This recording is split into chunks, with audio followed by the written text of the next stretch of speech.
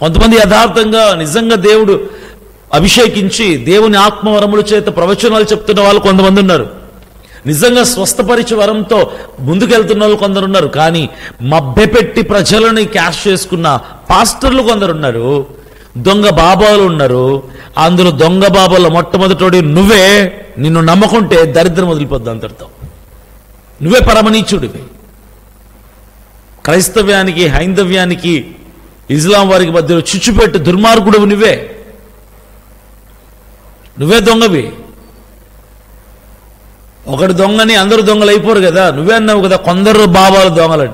అలాగే నేను చెప్తా, కొందరు పాస్టర్లే దొంగలు, అందరూ దొంగలు కాదు. అన్ని రంగాల్లో అందరూ మంచి వాళ్ళు ఉండరు. కొందరు అటు ఉంటారు, కొందరు ఇటు ఉంటారు. దాన్ని బట్టి క్రైస్తవ్యం చెడ్డదైపోదు, దేవుడు అబద్ధకుడైపోడు, బైబిల్ అబద్ధం అయిపోదు. అర్థం చేసుకుంటామని చెప్తున్నాను రా వెర్రి వెంగళప్ప.